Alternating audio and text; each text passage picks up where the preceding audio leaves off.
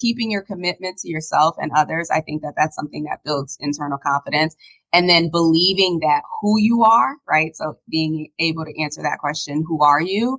And what you know is actually valuable to others. This goes back to that, that purpose, having some type of purpose, having some type of drive.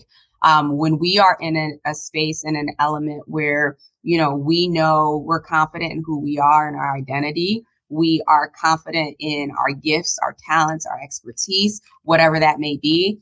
Again, we can walk into the room and never have to say a word. Have you ever felt as though your confidence has held you back in your leadership journey? If so, then today's episode is one for you. Welcome back, listener. Hello again, viewer, if you're watching us on YouTube. Today, we are going to be talking once again about confidence and associated questions. And to help me do that, my guest is Sabine Gedeon, who is an author, speaker, certified coach. She works with professionals and entrepreneurs to help them transform their lives, leadership, and more. Sabine is also a podcast host herself, so always a pleasure to have another fellow podcaster on the show. And we'll be talking today about her approach to leadership, how she helps people elevate their leadership through confidence, through influence, and through impact. Some really important and useful tips here for anyone struggling with their leadership. So stick around. Don't forget as well, as always, check those show notes, that episode description, click on the links, learn more about Sabine, get in touch with her if you like. And of course, come and join us at the Integrity Leaders online community. It's built for new leaders just like you. Again, the link is in the episode description, www.leadernotaboss.com.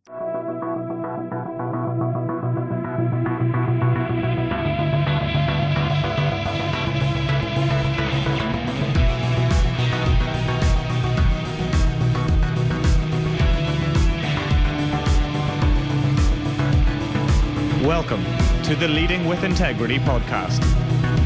Leadership talk for the modern manager. With your host, David Hatch.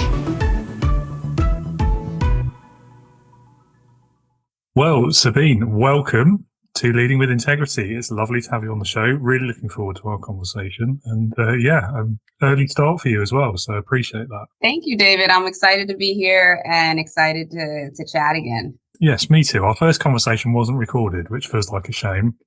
So this one is going to be, and I'm sure it's going to be amazing. And on that note, I'm really going to hand over to you for a little bit to introduce yourself to the listeners, tell everyone a bit about your background, your business, what you do today, what gets you out of bed in the morning. Podcast interviews is first. Obviously, yeah. So thank you again, David, for having me. I'm Sabine Gedeon. I am the CEO of Gedeon Enterprises, which is a professional development, personal development firm that services and supports individuals, organizations, and leaders alike who are looking to really just focus on their own growth and development. So I have officially been doing this now for 6 years. July 1st, as of the time of this recording, was my 6th year anniversary, which seems surreal, crazy, exciting, and also like, where'd the time go? Prior to this, I was in HR. And so I started my career traditionally, went to school for undergrad for HR, started in HR in talent acquisition, worked in talent management, talent development. Decided that I decided I wanted to be an HR business partner very early on in my career. So I did all the things, right? I did all the projects, the assignments, the dots. If you've never heard of dots, those are development opportunities that suck, or, those development opportunities that you get voluntold to be part of. And finally got to a place where I wanted to expand and step into that HR business partner role. Got my master's in management, organizational leadership, and finally got that HR business partner role. In less than 6 months in, realized that this was not where I wanted to be or where I wanted to take my career. So being the type A individual that I was, or am transitioning away from at the time, that was actually really devastating. That was a pivotal moment in my career because I only had a plan A. And I had worked so hard to get to that plan A. So for it not to be what I thought it was going to be, or the pinnacle of success that I was expecting, it was quite devastating. And it actually, and a gift all in one setting. And so it challenged me to really take a step back and, ask myself two questions. When have I felt the most fulfilled? And when have I felt the most impactful? And the response that came back was when I was sitting across from employees, helping them map out their careers and then reverse engineering what steps they needed to take to get there, as well as when I was sitting behind closed doors with leaders and they were vulnerable and I got to see the human side. I also saw the craziness that happened at the top. And it made me realize that, they leaders at the time were often, and still are in most cases, though they have a lot more support now than they did back then, they're the most underserved in organizations. And partly because, obviously they are expected to figure things out, to have the answers. Some of it is, their ego or their pride or their fear, stops them from being able to get the support and the opportunities that they really need. And so being able to recognize that when I decided to leave corporate America in 2018, I wanted to build my business on that focus, helping individuals figure out what they want to be when they grow up, and then putting the strategy behind that, and then also helping leaders who, really have a heart to support and to lead others, but also need support for themselves, being that person for them. So that's what I've been doing for the last 6 years. And that looks like workshops. I have programs around leadership development and career development, as well as one-on-one coaching. Wow. Okay. So there's several key themes, I guess I'd call them there in your story. The career challenge that you face, that's a familiar story to so many people. I think, we, particularly when we're leaving school and college and things, and we've got our heart set, our sights set on this is what I'm going to be when I grow up, as you say. And then so often, I think, I kind of went through something on a much smaller scale, very similar to that. I know loads of people who've been in exactly that position. They've chased that career for their entire academic career. And then once they get there, it's not what they thought it would be, or they're not as good at it as they expected to be, or they just don't enjoy it. And they haven't got that plan B. And yeah, what do you do at that point? This is why I love plan B. You've got to have other options. Like it's not hedging your bets, is it? It's just sensible. Yeah, I think, and even to this day, I don't know, somewhere, childhood paradigm programming. But for me, especially growing up, my parents, I'm actually an immigrant from Haiti. My parents are immigrants. And so the emphasis was always on, get A's and do your best and work hard. Right. And so I grew up in a household where if you got an A minus, you might as well have walked in the house with an F. Right. Like it wasn't good enough. And, to an extent that mindset served me back then. It no longer serves me now, especially as an entrepreneur like that. it would have killed me. But I think that messaging that I got very early on was, whatever you're going to do, put 120% in and, just grind it out to the end. So in order for me, I guess, to focus on whatever it was that I needed to so that I could give it 120%, I think that's where I developed that singular focus of we're going to drive this to the end type thing. Again, in some cases that works, that's helpful. But I think long term, and as you mature and as you grow and as lifes as it typically does, you recognize that, what served you in middle school to get that gold star, or even in college to get that high GPA no longer serves you as a professional or human being. It's a bit of a paradox, isn't it? Because you have to do it at school, don't you? Because that's the only measure of success you've got at that point. But then you have conversations, I'm sure you do, on because you've got a podcast as well, of course.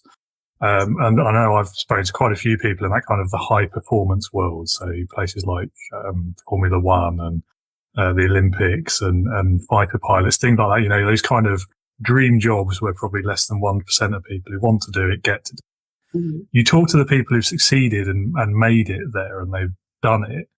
And that's exactly their mindset. They've always, it's the only thing they've ever wanted to do. They've always excelled at everything they've done. They've never needed the plan B. And when they've been successful, that's great. But the paradox to me is there's other people who've been equally successful, and it's always been what they wanted to do, and so on and so on. And they've ticked all the same boxes, except there's just one little box somewhere that they've missed and they weren't successful. And I'm always fascinated by what is the difference there? Why did one person succeed and the other didn't? And yeah, it's a rabbit hole, isn't it? Yeah, it can be. I do a lot of work on mindset. It started mostly for me, for my own sanity, because that transition from being in corporate to being an entrepreneur was a humbling one. It's still humbling at times, as I'm sure you've experienced.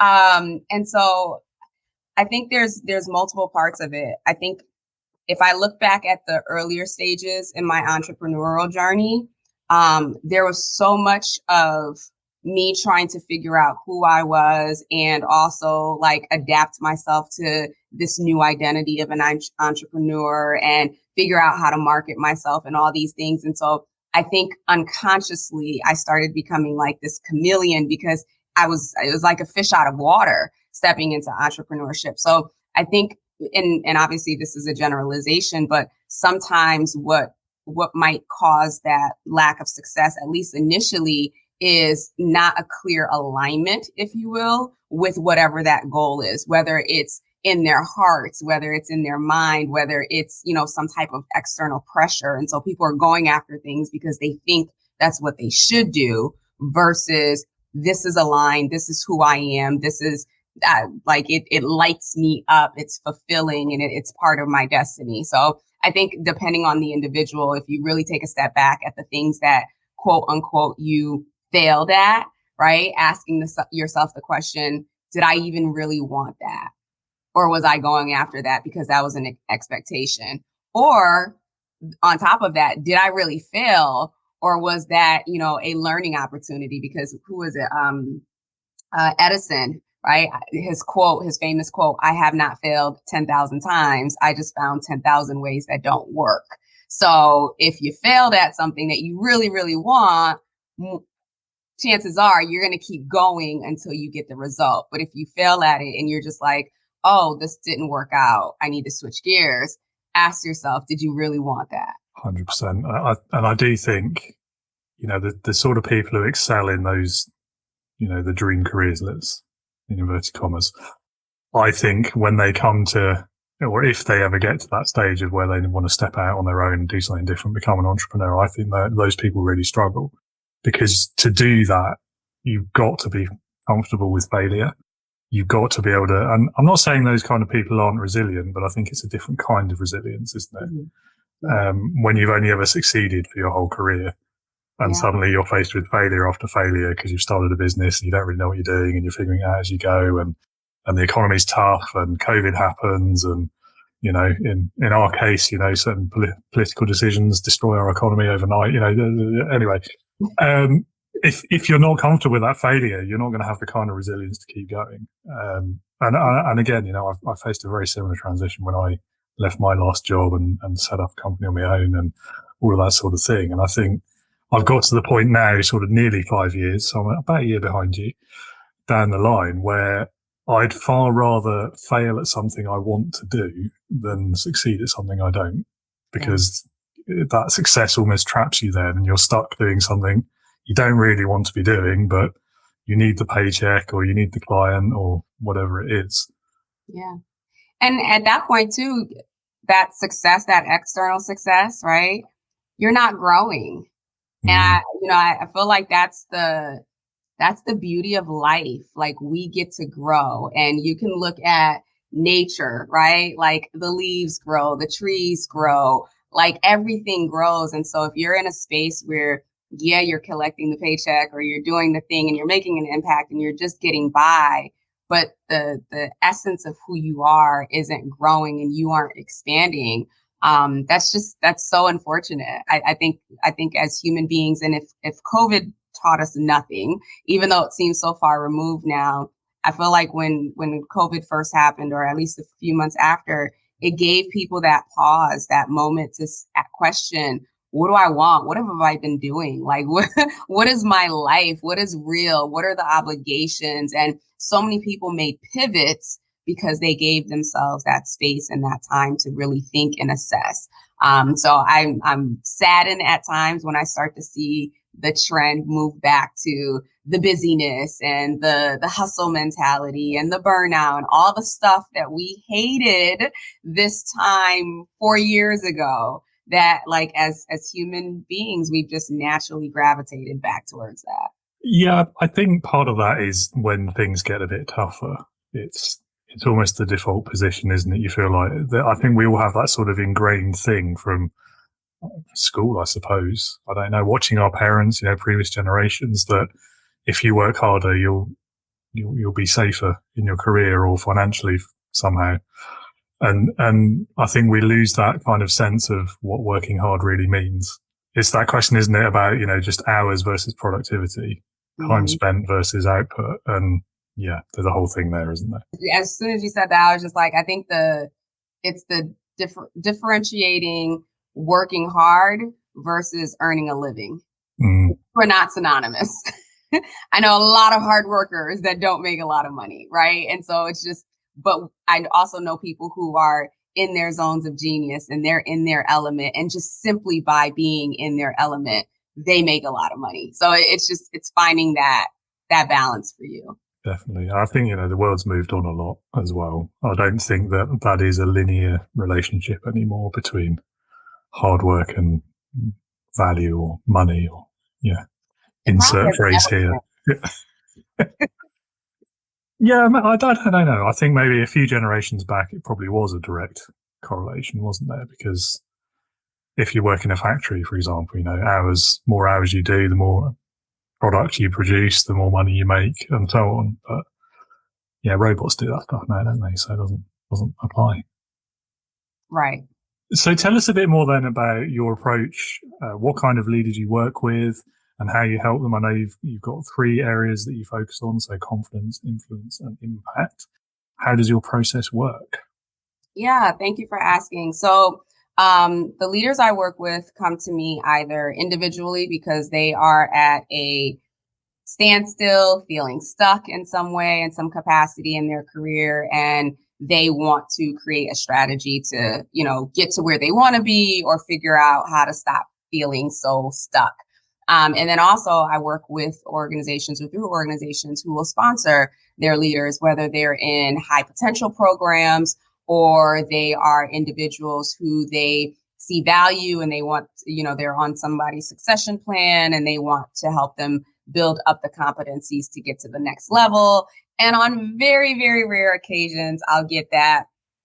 We have someone with some development opportunities, and we need some additional or outside support and perspective.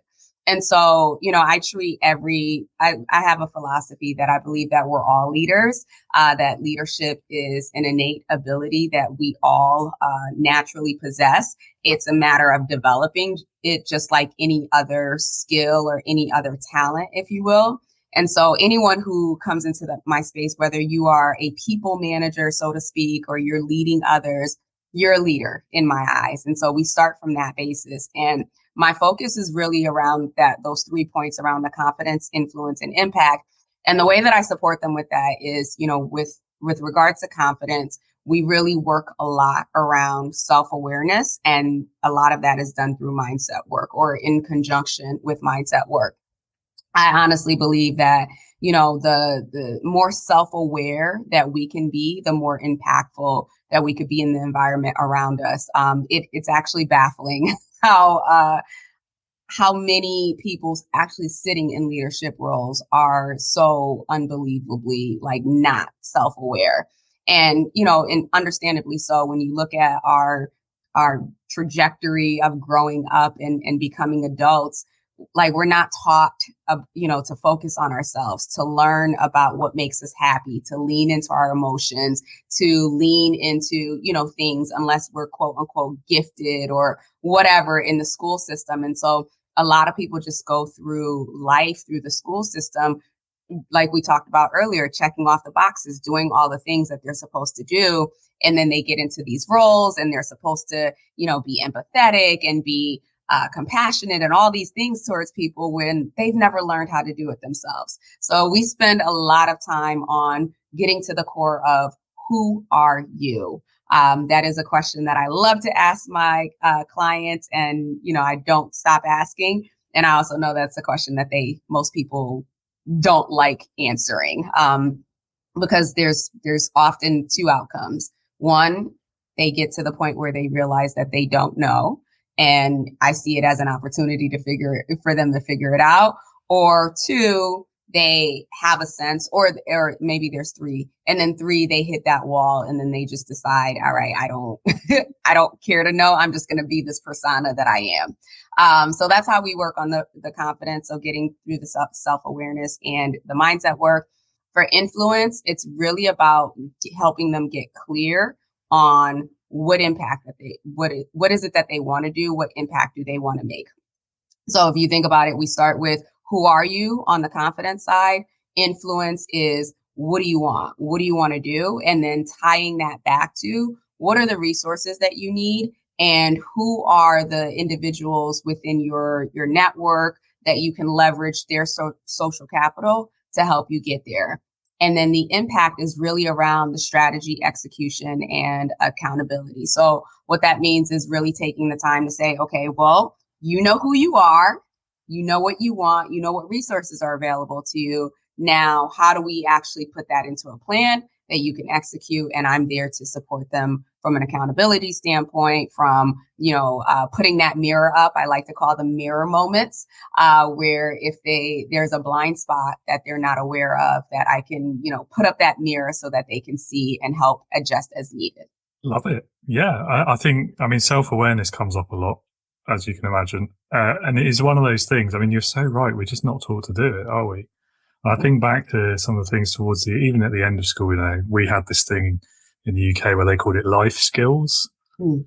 And it was just kind of this catch-all for anything they hadn't taught you elsewhere. And even then, they still didn't talk about things like, empathy, human skills, really, I would call them. Mm. And it is something that, it's kind of funny, isn't it? They don't teach you that at school, because in my head, self-awareness is the first step towards actually learning. Like, if you don't know yourself, how you learn, what you do or don't know, don't always know what you don't know. That's another one. How can you then learn if, you don't know what the starting point is effectively? So it's impossible to get to the end point anyway, if there is an end point. Yeah, you're absolutely right. But if you think about the system, right, it's all about conformity to an extent, right? Think about it, single file line, everyone. Or if something's happening, I remember back in elementary school, everyone had to stand against the wall and you stayed on your right? Things that I get annoyed when people are walking on the left-hand side. I'm like, stay to the right. But anyways, so there's a lot of conditioning that allows us or challenges us to conform very early on from preschool up, right? So, there isn't time for us to get to know ourselves.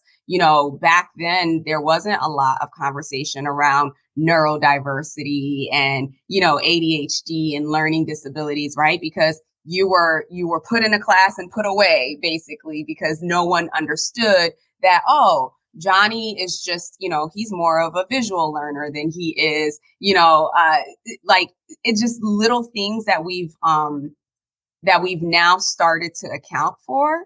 If you think about the boomers, the Gen X's, and even what they call the geriatric millennials, which I fall into, we didn't have those luxury. I know.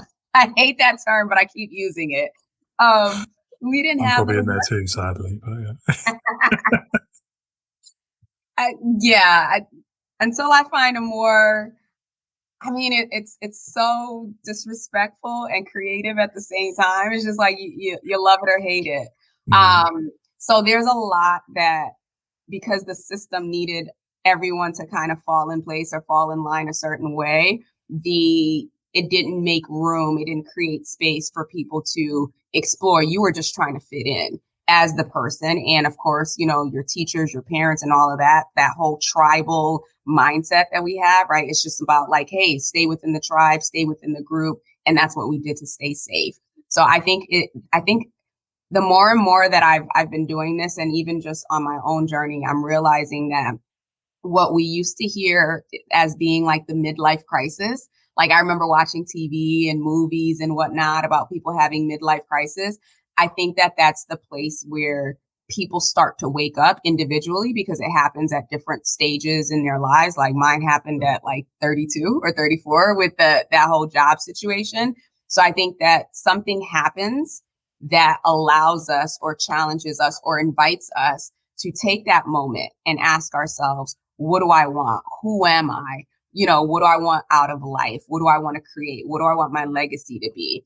And so I think midlife crisis at this stage in my life has a different meaning, has taken on a whole different meaning for me, where it's not just like someone's abandoning their life and they're getting a Ferrari and they left their wife and kids, where it's people are waking up and saying, what am I doing? Like, I don't even know this life that I created, or this life that I created no longer fits me, and they're making different decisions. Yeah, I know what you mean. And I guess, for a lot of people, almost for an entire generation, really, that sort of aligned with the COVID years, didn't it? And it gave, maybe it just kind of accelerated the process because it gave everyone that free time. Free time, maybe not the right word, but headspace. To just focus on that, when you're sat at home and you can't go out and you've got nothing else to do, it does make you reflect. It's an interesting one. Very interesting. Yeah. I mean, if you look at Gen Z, people have their thoughts on Gen Z, especially in the workplace, right? And, while COVID did have some negative effects on them in terms of like sociability and all that other stuff, the fact that they got their mid whatever situation at such an early age, I'm always looking for the gift in it, right? Mm-hmm. Like they were shaken early. Most of the messaging is around, all that they missed out on and all that they didn't have and but imagine if we had some life transforming situation like that, in our teens or whatever, like that has literally shaped who they become and how they've shown up as a generation versus prior generations. So, I think you can always look at from both sides. I'm always looking at, actually, it was probably the best thing for that generation than, anything else. I do look at it a little bit cynically when people talk about all the stuff they supposedly missed out on because of COVID. It's, oh, you never got to do 9 till 5 in a depressing grey office. Oh, no. Oh, what a hardship, you poor things. Like, well, they didn't go to graduation. They couldn't hang out with their friends. Like, yeah, I'm being facetious, but it's some of it does make me chuckle though. Just like, yeah, lucky in my view. But anyway, I'd like to go back to confidence a bit, I think, because I find it genuinely fascinating, the kind of the crossover between confidence and good leadership, kind of the assumptions and the sort of preconceived notions a lot of us have about the relationship between those two things.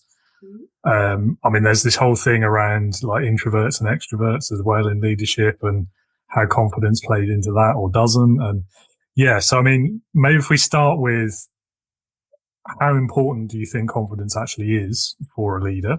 Very, very. And again, I'm coming with this from the mindset that we're all leaders, right? So confidence is an absolute necessity on so many different levels, personally and professionally.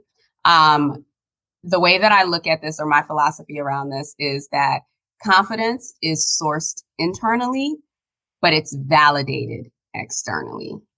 So, oftentimes, we'll look at someone and we'll just be like, oh my gosh, she just walks into the room and lights it up and is just so confident. Or we'll look at athletes or anyone and just assume these people are confident, right?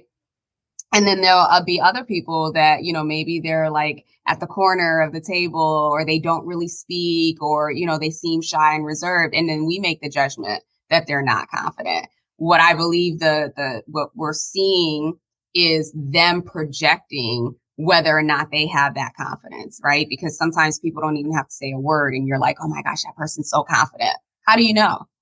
How do you know? It's that person's projection that's showing you that. And so, when we think about confidence, confidence is like one of those words like purpose and like all these things that like just have so much deep, rich meaning. And it's so specific to the individual person. So when I think about confidence, it's really about, do you trust yourself, right? If it's internally sourced, how much do you trust yourself? And this is another big one, we're never taught that we need to trust ourselves, right? When you think about our childhood messages, right? It's stranger danger, don't talk to strangers, don't do this, don't do that, right? Everything is, the messaging is meant to keep us safe and keep us protected, but all of it is around there's danger out in the world. And so our subconscious registers that and it's trying to keep us safe. So a person, is walking down the street, minding their business, and we see them, all of a sudden our mind is registering, oh my gosh, this person is unsafe. You need to, clutch your purse and, where's your wallet? Da, da, da. And all the person did was show up on the same street as you, minding their own business. So I use that as an example to show how much or how deeply rooted the messaging that we get as children don't really open or create that space for us to examine what does it mean to actually trust ourselves, then trust others, and then trust the situations of life. The other thing with confidence and being able to build that, or the way that I think confidence shows up for people, the internal work that needs to happen is, do you keep your commitment to yourself and to others, right? So it's just like, if you say, I'm going to do this on this particular day, and then you're always flaking, what does that mean? Right? That there's an element of trust that's missing with that behavior. But at the same time, the fact that you're not able to be, to keep your word. I think of the word or the book, The Four Agreements. I don't know if you've read that book, but that's one of my go-to books when I need a reminder that, of how to be a good human. But keeping your commitment to yourself and others, I think that that's something that builds internal confidence. And then believing that who you are, right? So being able to answer that question, who are you? And what you know is actually valuable to others. This goes back to that, that purpose, having some type of purpose, having some type of drive. When we are in a space, in an element where, we know we're confident in who we are and our identity, we are confident in our gifts, our talents, our expertise, whatever that may be. Again, we can walk into the room and never have to say a word, and people will feel that. When we tell people that, hey, this is what I believe in, this is what I want to do, this is what I'm all about, people will believe that. Why? Because we believe it. And so I think, like I said, confidence is internally sourced and it's externally validated. So if you don't feel confident within yourself, trust and believe that other people don't see you as confident. It doesn't mean you're not capable. It doesn't mean you're not competent. It doesn't mean that you don't have the potential. It's until you believe these things about yourself, you trust yourself, you maintain your commitments, you know who you are, you know that your talents are valuable, then others won't see that either. And it's going to thwart it's going to seem misaligned or misdirected or disingenuous when you try to show up one way, because others can clearly feel how you're really thinking and feeling about yourself. Yes, I like the explanation there about the internally sourced versus externally validated. And I think so much, especially in the leadership kind of sphere, I think so many of the kind of the misconceptions around confidence come from that difference. Yes, I think I agree with you in terms of if you don't have the confidence in yourself almost, then no one else is going to have confidence in you either. But I've also seen it kind of the other way around, where other people that have allowed kind of their own perceptions, their own hang-ups, their own understanding of what confidence means impact the way they perceive confidence in others. And I mentioned the introvert versus extrovert. I shouldn't use the word versus. People get upset with me when I say that. But introvert or extrovert, I mentioned earlier, that I think is a classic example of that, because a confident introvert will very happily sit in silence in a room full of people for an hour during a meeting and never say anything. All of the extroverts in that room will perceive them as lacking in confidence because they don't speak up. And extroverts see speaking up as is confidence, isn't it, in their minds? And I think that's one of these interesting issues, isn't it? And when you apply that to a leader, so I think some of the most impactful leaders are the quiet, understated ones who just kind of subtly work the conversation almost behind the scenes. And a lot of people don't realize they're even doing it. And yet, so many of those more sort of traditional, in inverted commas, type of leaders will look at someone like that and say, well, they're not leading anything. They don't have the confidence to be a leader. And it frustrates me, but I'm also really intrigued by that whole dynamic. Yeah, that's interesting. So I'm torn on this, and probably more so because I haven't done enough research to speak intelligently about it. But, it took me a while because I used to have these misconceptions on introversion versus extroversion, right? Because it was always like, oh, well, I'm just shy and all these other things, right? That's why I'm an introvert versus like, I love people. I love being social and I'm an extrovert. That's one element of it. But when you really dig deep, introversion just means that these people have a limited capacity of energy that they want to or choose to expend on engaging with others, versus extroverts. They are fueled by the engagement of others, right? So when we really break it down, like what's really happening, your shyness or your quietness or any of that stuff really doesn't matter. It's just how you're showing up. I know extroverts who they don't talk a lot. Funny enough, growing up, I was very much an extrovert. I still am to an extent, but during the pandemic, I was basically in isolation by choice and by law for about two years. And so during that time, there was a part of me that just got so comfortable to people. You want me to go out and be around people? That sounds exhausting. And that's literally because I hadn't exercised that muscle. And it took another year of me forcing myself to step out of that to get back to this place. I think I'm probably a nicely even ambivert at this point versus being totally extrovert. I'm still animated, as you can tell. But when it comes to, meetings and perceptions, to your point, I've noticed that the individuals who are, again, they can be extroverts or introverts, but who spend more time in thought and they're processing information when they do speak. It's like E.F. Hutton, right? Like when they do speak, everyone is listening, everyone is attuned to them. So I think there's also an element, if we go back to self-awareness for a minute, there's an element of being self-aware and knowing yourself enough to understand that, oh, I'm in this meeting, I'm not saying anything, so I'm not going to take on the persona of I'm just shy and nobody wants to hear what I say, versus, you know what, I need time to process information. And so if things are being shared, just saying, hey, this is a lot of great detail and a lot of great feedback. I need a moment to process this. I'll follow up with an email. I'll follow up with a note, whatever the case may be, with my thoughts on this. So it's just like at some stage, we can't use that as a crutch anymore, right? Because even if in the meeting, you're just taking in information because that's what you need to do, that's okay. But also just communicating, right? As an adult, saying, I heard everything that was said. I have some thoughts. I need some time to process. I'll get back to you. Versus, if I dare say, taking on a more victim mindset of, oh, I didn't get a word in the meeting, so I guess my opinion doesn't matter. Oh, no one turned and asked me if, what I thought, or, and just leaving it at that. Yeah, I mean, I think you're hitting on a couple of, what's the word I'm looking for?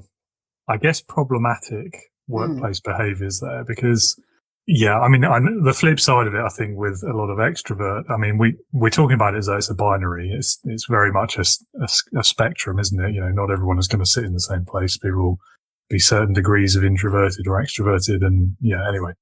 But I think a lot of the kind of people towards the extroverted end of that scale, actually, a sign of low confidence for them quite often can be they just talk constantly because they're worried if they don't, they'll be perceived as whatever it is they don't want to be perceived as in the situation. But I do think, and listening to you telling that story, particularly about the COVID side of it, there is an impact, I think, that context has on the amount or the place you sit on that scale of introvert and extrovert. We've gone wildly off topic here, but I'm going to keep going because I'm enjoying it.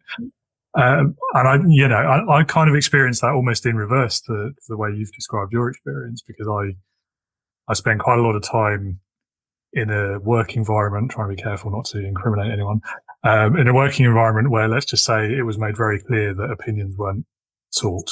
So you spend a certain amount of time in that sort of environment. And yeah, maybe there's a little bit of victimhood in there, perhaps, after a while, but also if you don't feel like anyone wants to hear your opinion for whatever reason, then you just keep it yourself and you become more and more introverted the longer you spend in that kind of context. And that does, I think, there is a burden on leaders in that situation to ensure that they are gathering everyone's opinions, that everyone has the chance to have a say. That doesn't always mean put them on the spot in a meeting. Sometimes they might prefer a one-to-one conversation afterwards and then you bring it to the team, whatever that looks like. But there's definitely a responsibility of leadership there. And then for me, COVID actually made me more extroverted than I was. Really? Because sat at home, just the two of us in the house, me and the other half, I started to lose it a little bit, if I'm honest. I needed a bit of interaction. So I started doing online networking events. I started booking as many meetings, virtual ones, because we weren't allowed out. And that actually, I started doing the podcast as well, of course. That was the other one. That made me more kind of extroverted than I ever had been in my career, certainly. Or maybe even my life. Don't know. Hard to tell. So, yeah, I think it's that context. I mean, first of all, it has an impact. And secondly, I think it will affect different people different ways. And I've lost my train of thought there. I don't know what else I was going to say, but it's fascinating. As I say. And thank you for sharing that. And so here's the thought that comes to mind with that, even though you're introverted or you were introverted before, it doesn't mean that you don't want any contact with people, right? You still want contact with people. And you found ways that you probably weren't scheduling coffee virtual meetings like for 9 hours a day, right? You did it in a time space that worked for you, right? Like just enough time for you to expend the energy. The podcast, right? You have very specific hours on when you do the podcast. So you still are leaning into your introversion. You're just finding ways to adapt to get it when you need it and also be able to turn it off so that you can refuel when you need to. So like you're a perfect example of what I mean, that we have like agency and figuring out how do we make life work for us and get what it is that we need. This also goes back to the whole self-awareness piece, right? Like you learned something about yourself, figured out, okay, if this is a need, this is an inherent need, how do I get that need in a way that serves and is comfortable for me? And I think until we get to the place as adults or as human beings where we start to give ourselves permission to have our own needs met, then, we're always constantly in a situation where we're going to feel like the victim or we're going to feel like we're less than. That example that you gave about, the person, like leadership, having the ownership to like have to step out if the environment that you were in, right? Like your opinion didn't matter. The coach in me would be like, well, why are you there? How is that environment serving you? What about that situation? You don't answer. Don't answer. We don't want to. No, I was just going to say, there's a reason I'm not in that situation anymore, right? So, yeah. Yeah. So if you're in an environment where your voice isn't heard, your needs aren't being met, my question to you is, why are you there? Why are you there? And we can make all the excuses. Well, I have the bills and the kids to go to college. There are millions of companies out there. And so that is a limiting belief that we've somehow put on ourselves. Or really the root of that is we might really be battling with messages of I'm unworthy or I'm undeserving. But that's the thing. Most people don't, unless they decide that they want to be challenged in that way, the busyness of the day to day in life keeps us in this place of movement. When I talked about those mirror moments, those are the mirror moments that I have with my clients where I'm just like, oh, wait a minute, I'm sorry. I just want to put this mirror up. Like, did you see this aspect of yourself? And what it really does is it just challenges these false truths that we've adopted and we're living life as, that we don't need to. I'm a bit of a Pollyanna in that like, we are magical creatures as human beings, in all that we're able to do, and the only limits that we experience are the limits that we put on ourselves. And that is a belief and a idea or a methodology, whatever you want to call it, that again, it is widespread in the coaching space, as I'm sure you're aware, but for the masses, that's not the messaging that they've bought into. Yes. Do you know, I go back and forth on this whole concept of limiting beliefs. I really do. I think there's a limit to unlimited beliefs. Okay. You know what I mean? So, like, practically speaking, there are limits to things, to what you can achieve, whether for financial reasons or, I don't know, if you want to be an astronaut or something, you want to go to space, or I'm exaggerating it to prove a point, but I do think, yes, mindset matters. 100% it does. And the self-awareness, the way you view yourself, the way you put yourself out into the world. And all of this has, of course, massive relevance to leadership as well. But I do think it's not always as simple as just changing the way you view something, if that makes sense. Because there are, there's practical concerns as well, right? It's not just mindset. Okay. Does that make sense? It does make sense. And if I may offer a challenge. Please do. If you talk to any 4-year-old, right, 5-year-old, 6-year-old, you ask them, what do you want to be when you grow up? Oh, I want to be this. I want to be, or they go to a store. I want this. I want this. I want this. I want this. Right. We come into this world with absolutely no limitations. If you've ever seen a 2-year-old throw a temper tantrum because you put on a blue shirt versus a green shirt, right?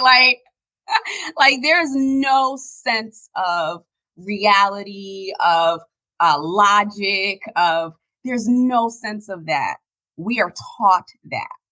This is all information, messaging, ideas that we are taught by our caregivers, right? I can go to any 3-year-old right now. I want to be and ask her what she wants to be. I want to be a princess. I want to be this. I want to be a mermaid. I want to be that. And then here comes the adults. Well, that's nice. However, a mermaid can't pay the bills, right? Like that's the messaging that we put out there. And we hear that enough.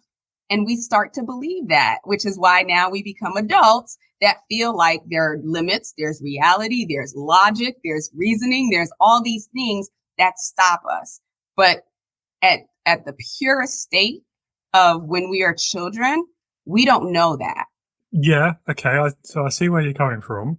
A counter argument. So if you'd asked 4 or 5-year-old me what I wanted to be, the answer would have been a fighter pilot.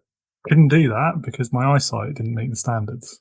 So again, like there's a biological, in this case, limitation. Anyway, yeah, we're going to get down into the weeds and the rabbit hole there, aren't we? But I was going to say, we'll have to have a separate session, yeah, you and I, so we can dig through that.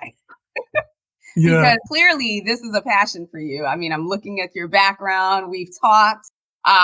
So yeah, well. Yeah. I mean, it is an interesting one. I mean, I guess you could argue with that one, that there is still a limiting belief, there is still a limitation there, but it is a social construct. Like, in theory, with corrected vision, I could be a fighter pilot, but in practice, no air force in the world would employ me to do it. So yeah, I don't know. It's fun. We'll schedule a part 2 and just you and I. Absolutely. Okay, well, let's talk about something a bit more specific to leadership. I mean, that wasn't not about leadership, but there's a There's another concept that I know you've spoken about around courageous leadership. So I thought it'd be interesting to talk about that for a little bit. What does a courageous leader look like?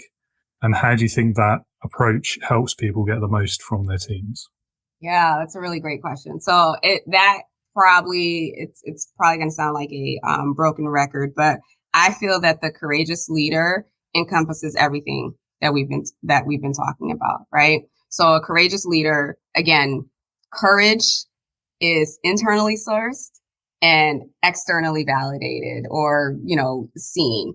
Both you and I, right? We stepped outside of what was the path that most of us are told to go into, to step out into our own thing. And a lot of people would be like, oh my gosh, that was so courageous of you to do that, right? Or, going to college or whatever it is, like little things that people do, people will just be like, oh my gosh, that was so courageous. So I'll give you an example and then I'll touch on the details. So when I was in corporate, probably a year before I actually left, way before that, I had been toying with the whole entrepreneurship thing, started a business doing resume writing and interview coaching and, was marketing to friends and family who didn't pay. And then I was just like, I'm not doing this. Like, there's no way I can be an entrepreneur, right? That's what I told myself, but it never left me. And it just kind of kept stirring. And the more and more I got into the role and the environment that I was in, and I felt the misalignment, and it was just like, it was this thing that just would not leave me, like you being a pilot.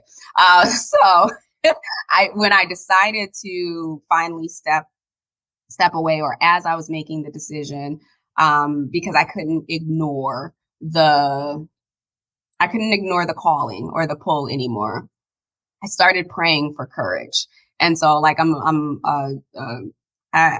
don't even know if woman of faith is the right way to say it, but I do believe in a higher power. And so I do pray quite often or ask for guidance. And so I knew that I needed to take this step for my career and to live out my purpose and to make an impact in the world. But at the same time, I had been working since I was 13, whether it was babysitting and retail and everything else, and pretty much self-sufficient and independent for a very long time. So the thought of not having, a salary, I didn't even have clients, I didn't know what I was doing on the marketing, and that scared me.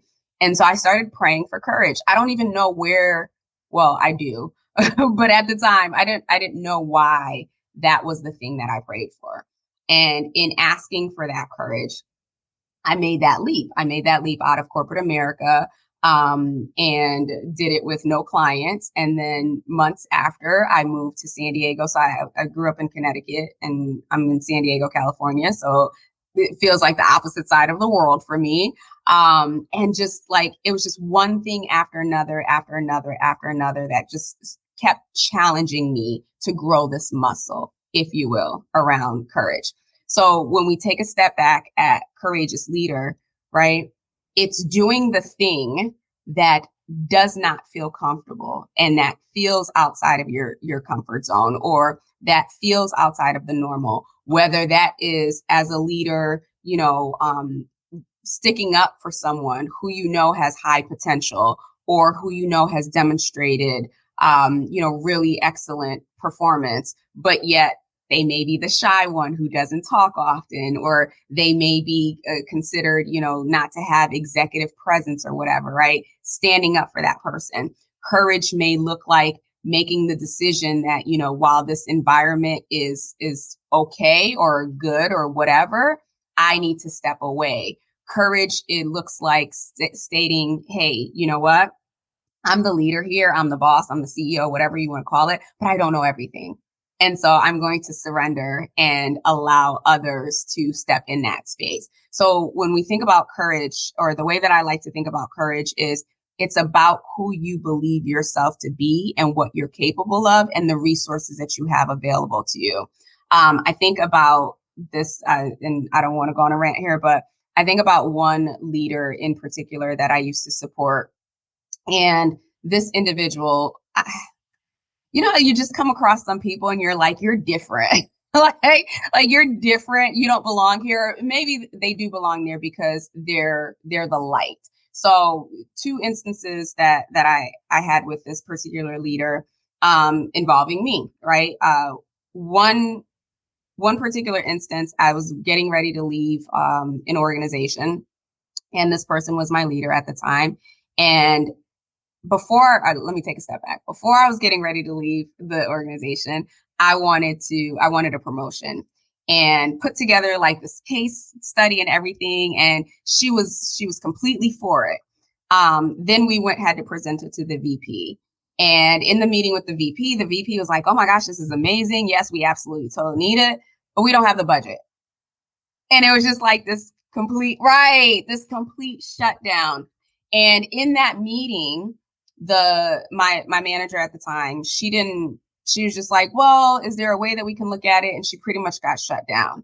This was probably like on a Thursday or a Friday. That following week, Monday, it probably was a Friday, because on Monday she came into my office and she sat there and she started to, like, with tears, she was just like, you know what? I've been thinking about this entire weekend. And I realized that I failed you because I should have fought for you in that room. I should have fought for you to be able to move into that space, because her and I had been working on this role. And for me, that was probably the first time that I saw courage, right? And not this like brave whatever, but it was just the accountability, the self-awareness, the empathizing with me, right? And taking responsibility and owning where she fell short in a particular situation. I walked away as the employee with that.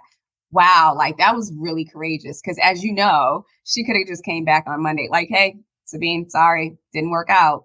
That happens, right?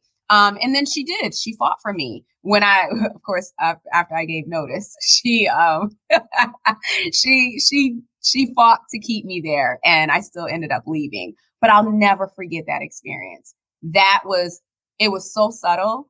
It wasn't even subtle. That's not the word.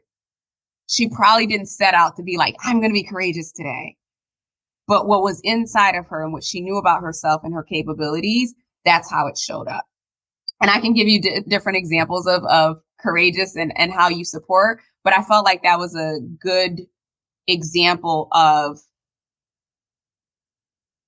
when we put these titles, when we put these words, and like this nebulous thing of what this looks like, that's what courageous leadership in action looks like, right? And again, I'm pretty sure you have multiple examples as well. I look at all the people who were in HR leadership during the pandemic.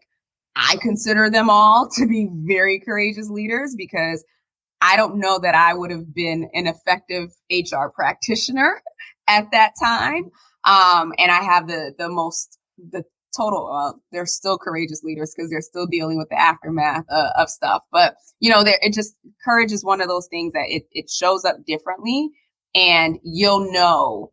It's one of those things like confidence, right? You know when someone's confident, when someone's courageous, you just know they don't have to say it.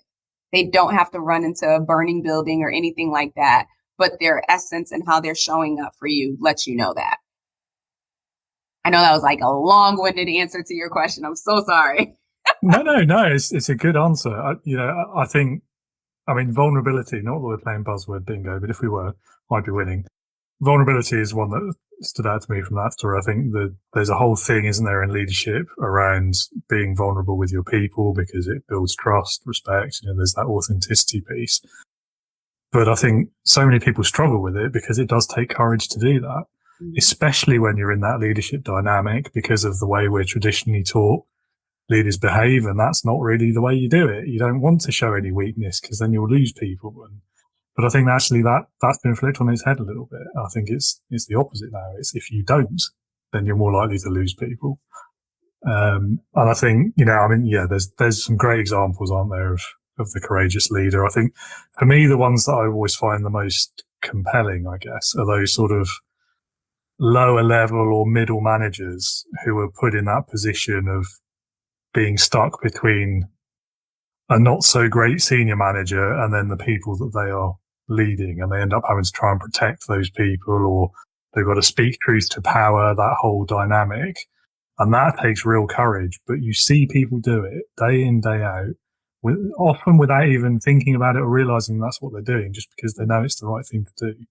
And that, I think, is what courage and leadership looks like, for me anyway. Yeah. Oh my gosh, I know we're running out of time, but that term, truth to power, when I first heard it, I was just like, oh my gosh, it's so powerful. And then there was a part of me that was like, wait, this goes back to the leveling the playing field. When we feel like we have to speak truth to power, even in that mindset and that thought, we are like creating this level. And if you can see this, but we're now putting someone on a pedestal and us lower than, right? So it's just, again, it goes back to the mindset. If you feel like you're down here, think about the relationship with our parents, right? Like our parents are authority figures, or teachers are authority figures, professors are authority figures, managers are authority figures. So if you can't see, obviously there's a hierarchy, right, there within an organization. But if you're innately going into any conversation or situation feeling less than someone or feeling lower, whatever term you want to use, you've already put yourself at a disadvantage. So while I that term is it's powerful, I don't know how else to describe it other than it being a very powerful term. I want us to be very mindful of what tone are we setting within ourselves if we feel like, oh, I have to go speak truth to power versus, you know what, I'm going to respectfully communicate my thoughts to someone. They may not be equal on the org chart, but they put on their pants one leg at a time, right? Like if you poke them, they're bleeding red. So it's just a shift I'd love to see in organizations. Again, probably why I'm not an HR practitioner today, because No, I agree. And I think you're right to point it out. I mean, in an ideal world, yeah, everyone, regardless of their position in any hierarchy, if there even is one, again, that's a separate conversation about whether that's a necessary thing in a business today. But regardless of what your relative positions are, I think everyone should be speaking truth all the time, not just the power, but more than that, not being afraid to express their genuinely held beliefs, opinions, positions on things, you know, what we think should be done best for whatever the outcome is that we're after. Mm-hmm. But I think converse to that, yeah, there are so many organizations who have that strict hierarchy. They've got that power dynamic and it is there. There are people within it who are perpetuating it deliberately because that's how they operate and that's how they always have operated. Mm-hmm. And so it is still a problem. So yeah, it's a tough one. I think, you know, if I kind of agree with you though, because if you are finding yourself in that situation where you're maybe not through your own fault or your own mindset, but you are made to feel less than, or it's just, maybe it is your mindset, I don't know. But if for whatever reason you're in that kind of thought pattern in that situation, remove yourself from it, I think is the only thing I would suggest. I mean, that's what I did. That's what you did. It's ultimately other way, you know, it reminds me of the Einstein quote, doesn't it? You know, yeah. Doing the same thing over and over again, expecting a different result. It's the definition of insanity. So, yeah, interesting.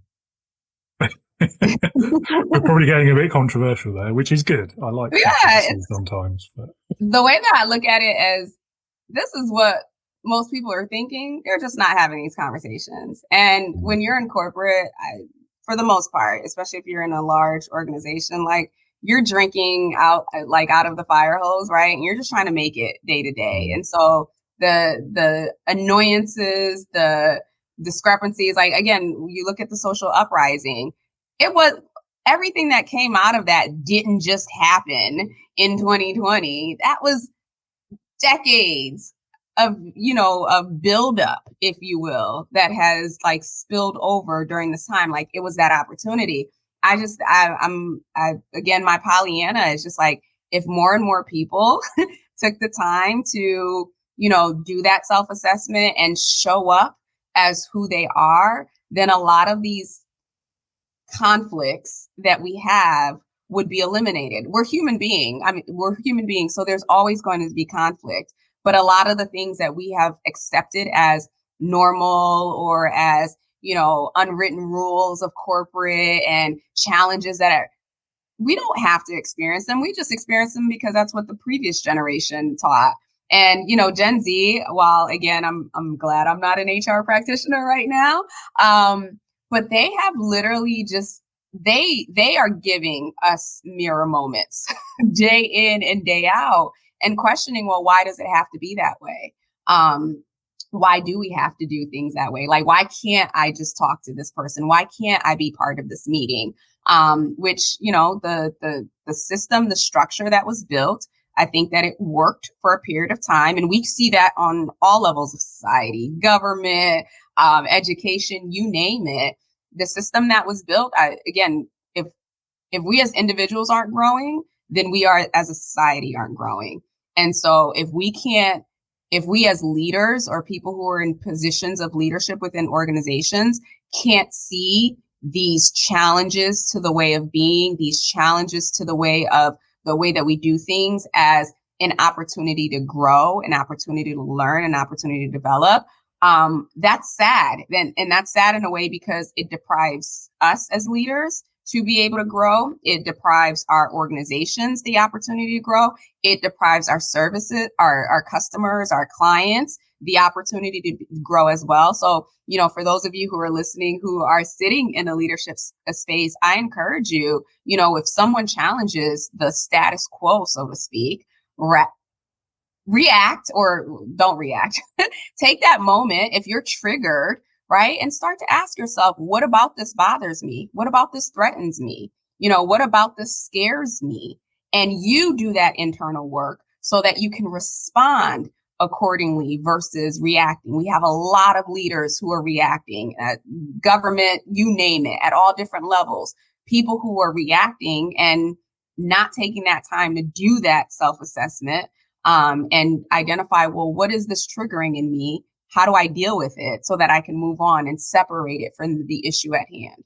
It's been a while since I've directly managed and led people. And there was one or two who probably were Gen Z, just maybe not quite. And this is pre versus post COVID as well, because it was a long time ago for me. And I think, applying a bit of self-awareness, I think I probably would have been triggered by that kind of question. It would have frustrated me. It probably would have annoyed me. Mm-hmm. But intellectually, I 100% agree with you. I totally get it. I think actually effective leaders in a modern workplace today, you should be welcoming that kind of question, if only because it tests your own assumptions. It tests the way you're doing things. This is the way we've always done it. Should never be a rationale to keep doing it that way. And if nobody's asking that question, if Gen Z are the ones asking it, then listen. As you say, think about it. Is it because it's the best way to do it? Or might their way work better? Mm-hmm. Or even if it's not better, maybe it's just a different route to the same outcome. But if it works better for them, then why not? And I don't know why so many leaders struggle with that. But again, being self-aware about it. Yeah. Not done it myself, so maybe I'd be one of them. I don't know. I like to think not. Yeah. It's human nature to want to stay the same and want to do what's familiar. But growth mindset has also risen to the top as one of the top leadership skills, right? And again, what does that mean? What does having a growth mindset mean? It means being okay with failure. It means being okay with not having the answers, right? You think of like companies like 3M. There are several out there. 3M, their Post-it notes literally was a mistake, right? It was a mistake, and now everyone has Post-it notes on their desk, like all over the world. And so it's really, do we like these words because they sound good, like confidence and courage and authenticity and all these other things? Are we really truly living them out? Because to have a growth mindset means that you're okay with failure. To have a growth mindset means that you're okay with, you know what, I don't know, but I'm willing to learn. And to have a growth mindset is, I'm going to make mistakes and I'm going to learn from the mistakes and I'm going to be accountable. And it's not about me. It's about we moving forward. And so I love where this conversation went, because while there are different elements, it still goes back to the same thing. Like, if you don't know yourself, if you don't know your triggers, if you don't know your strengths, you can't answer that question, who am I? Outside of the accolades, outside of the titles, outside of the roles and everything else, then unfortunately, while you may be leading, you're not doing it at the highest potential. I won't say you're not doing it effectively, because there might be some effectiveness, but you're not doing it at the highest level and the best outcome that you could create for you and your team and organization. Well, I have nothing else to add to that. Tell us then, what would your best piece of advice be for a brand new first-time manager?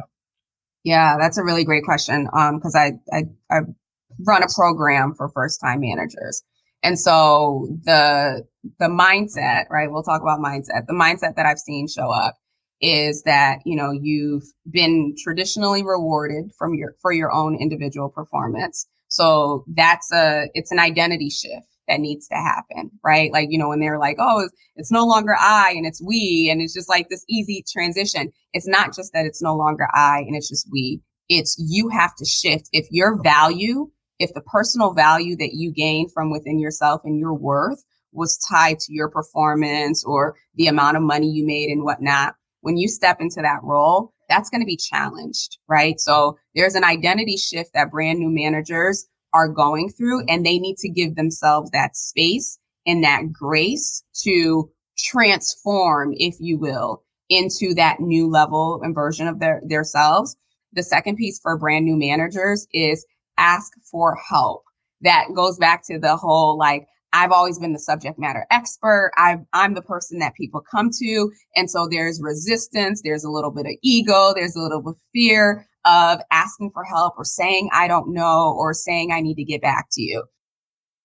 You're not going to be successful if you can't, and call that vulnerability, call that accountability, whatever that looks like, whatever term you want to use. You need support because you've never done this before. And you don't know what you don't know. And there's a lot that you don't know. And if you have a team, they're subject matter experts. Let them be the subject matter experts. The third thing that I would say for brand new managers is, mentorship, coaching, whatever that looks like, right? You look at athletes, you look at, stars, you look at whoever, right? They all have a support team of people helping them to be the best versions of themselves that we see and admire and adore on TV or social media or whatever. You need a team of people to help support you. And so that's stepping out and, depending on the relationship with your manager, making sure that your manager knows what you need and can support you. You want peers. If they're, high performing, if you have high performing peers, you want a group of people, like in the coaching space, we call it your mastermind, your little mini mastermind or little forum, but your circle of influence. You want other people who can push you, who can challenge you, give you those mirror moments. You want to make sure that you have, if you have a sponsor, that you have a sponsor, because you need someone advocating for you in those rooms that you're not. And then, of course, you want to make sure that you have someone, I like to call them the super connector. And so the super connector is that person in the organization, or it could be outside of the organization, but they know everything. They know where the dead bodies are. Like, they know how to work around people's calendars. They know schedules, right? So you want to have a super connector in your corner because, let's just say you have a project that's being delayed, or you need to have a meeting with a leader, right? You trying to get through spending time doing all of that on your own, it's probably going to take more time than necessary. You can pick up the phone, you can send an email, build that relationship to help streamline that and make it easier for you to get done what you need to do. And then the last thing that I would say is, don't assume that everyone on your team needs the same thing from you, right? Like, again, this is an identity shift. And every single person on your team, whether you're managing 1 people or 50 people, hopefully you're not a brand new manager managing 50 people. But everyone is an individual, and having that mindset and an understanding doesn't mean that you have to contort yourself to support everyone, but you need to understand that John works like this. He's motivated by this. These are his drives. These are his needs. Susie is motivated by this. And to the extent that you can, if you can't support them, being able to direct them to the resources that they need. I love all of that. I think that the last one in particular, it really stands out to me because, I mean, there's that whole phrase, isn't there? I know where it comes from, but about, treat others as you wish to be treated. And I feel like that's so relevant there because actually another trap a lot of new managers fall into in that area is exactly that. If they do see them as individuals or not, it's kind of beside the point. What they do is they give them whatever they would expect for themselves. Mm-hmm. Whereas what you should be doing is understanding each of those individuals and finding out what they want. Treat them as they want to be treated. Right. And that, I think, is another one. And then for your second one as well, speaks so massively to one of the biggest myths of leadership, I think, because it's not so much about that you have to be the subject matter expert, although I'm sure that is an aspect of it as well. But it's also this kind of misconception that the leader's job is to know all the answers, which it absolutely isn't. I mean, it might have been like 50 years ago. It's definitely not now. It's impossible. Well, Things yeah. change so quickly. Like these leaders, I'm supporting a group of newer managers. They're probably 2 years into their management and probably have about four direct reports in between them. But not only are they trying to figure out how to support the direct reports, they're getting direction from senior leadership. And this is like their next level leadership, the next level above them. The organization is completely siloed, right? So they're trying to figure out who needs what and where. It's just like, there's no way, even if they spent the next 50 years at that company, there's no way that they could possibly know everything and have every single solitary answer. And what I'm literally supporting one of them with, because what their people do is because they were the subject matter expert, they've clung to that identity. So what happens is their team has an issue or the team has a roadblock. What do? They go into their one-on-ones and they're like, oh, I tried to reach out to this person or I tried to do this. It didn't work out.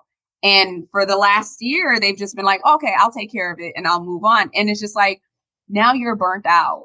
Now you're angry. Now you're resentful, right? Like that saying, like, it's not my monkeys. I started telling him, I was just like, you need to make sure if they walk in the room with a monkey, that they leave with the monkey. You're going to give them the support and the resources to take care of that monkey, but you're not going to keep their monkeys in your office.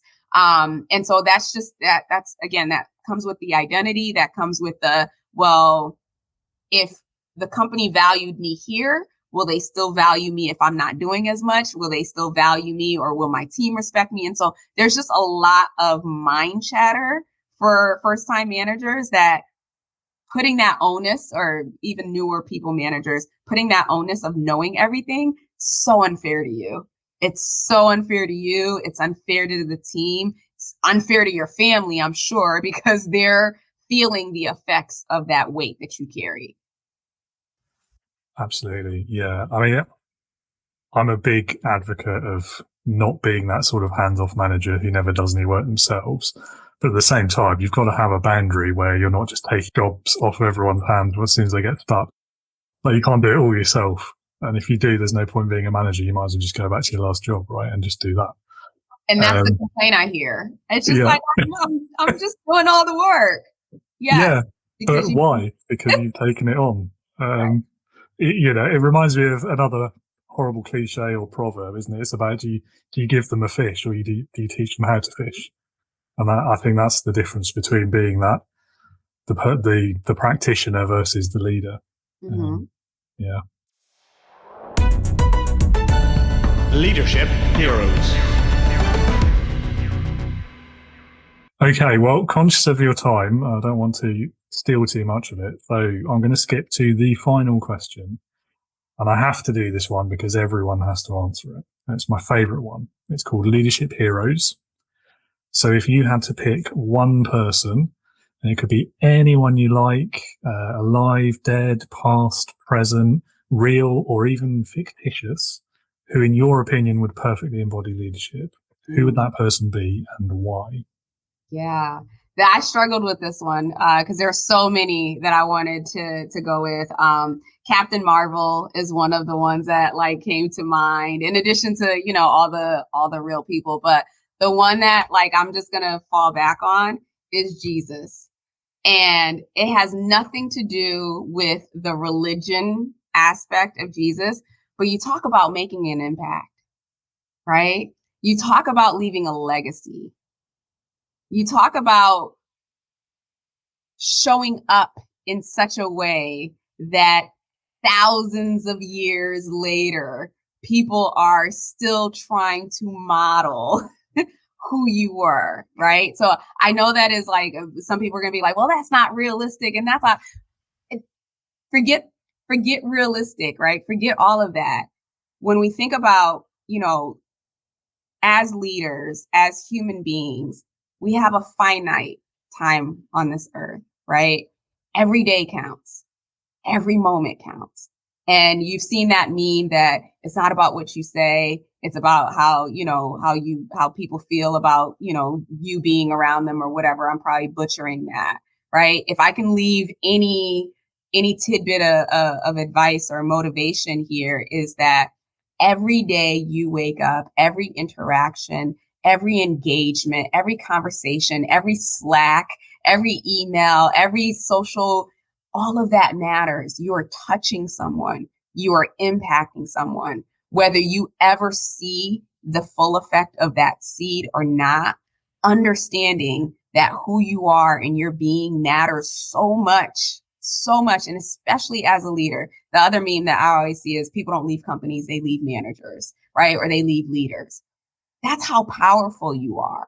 And so I use Jesus as the backdrop, because that is to be able to leave that type of legacy, to be able to make that type of impact, to be able to model such high character. That's an aspiration. Whether it'll ever look like Jesus, well, I've already failed. Let's just be real. But if I could leave, I don't know, a 0.0.0.001% of that when my time is up, that to me, I would have felt like that was a life well lived and impact made. I think aspirational is the right word.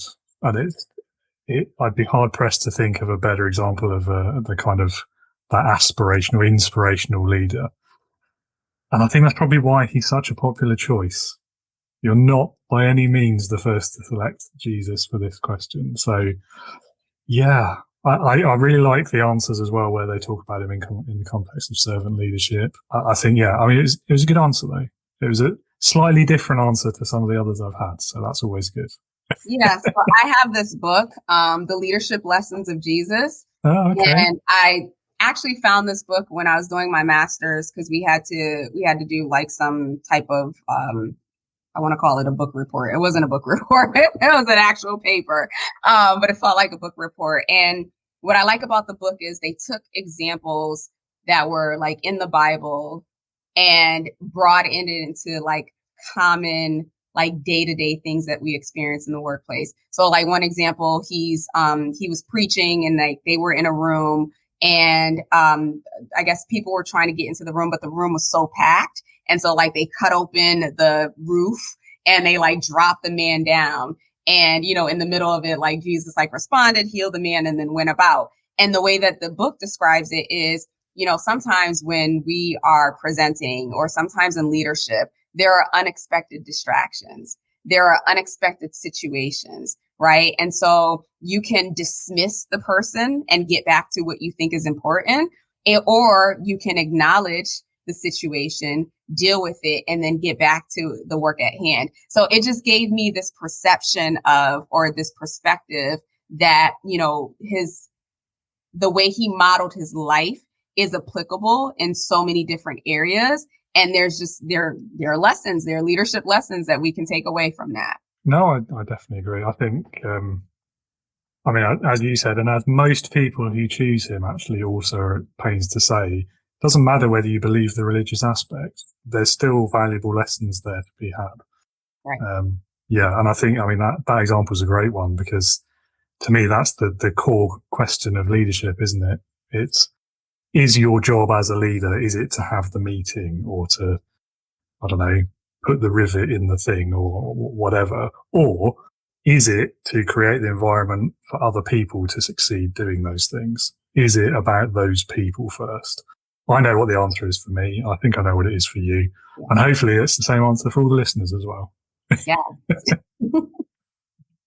Lovely. Well, I think that's a good point to end on. Thank you so much for your time today, Sabine. The last thing I'll say is if anyone wants to learn more about you, perhaps reach out and work with you or get on the podcast or listen to the podcast, because I know you have your own. I've mentioned that already. Where can they go? What's the best place to learn more? Yeah, the best place is, two places. On my website, SabineGedeon.com, I actually have a page with just like free resources, including the podcast. So you can get that SabineGedeon.com/gifts. So that's GIFTS. And then also on LinkedIn, feel free to connect with me on LinkedIn. Let me know that you heard me on the podcast, and I'll be happy to connect with you. Lovely. If it's okay with you, I'll pop those links in the episode description as well, so everyone can find them easily. Perfect. Thank you. Excellent. Well, that's it. I would say that's all we've got time for, but we've gone over time, so it must have been good. Time flies when you're having fun, as they say. Thank you again so much. Have a great rest of your day. Thank you so much, David. I appreciate you having me on the show. Sabine, thank you for a wonderful conversation. I really enjoyed myself. I'm sure the listener and the viewer did as well. Really appreciate all your insights there. And we got into some really good subjects there. I didn't expect to be having a conversation about my own limiting beliefs today. So that was actually quite enlightening. And yeah, I've got some work to do myself, and I'm sure we'll be speaking again. So yes, thank you, Sabine, once again. Listener, viewer, thank you for being with us today. Hope you found that as useful as I did. If you want to learn more about Sabine, as I said at the start of the episode, click on those links in the episode description. Go and visit her website, find her on LinkedIn, reach out. I know she would love to hear from you, and I've no doubt she can help you as well. Also, don't forget to come and join us at Integrity Leaders, our online community that runs alongside this podcast. And for a limited time now, you've only got a week and a half left to come and join the community and benefit from a 2-month, 60-day free trial on your membership. After that time, we will be changing the membership model. There will not be a free trial anymore. So if you do want to take advantage of that, if you want to be part of building that community and testing it out and giving me some feedback and helping shape what it might look like in the future, you've only got a week left to do that. So act now. The address is www.leadernotaboss.com.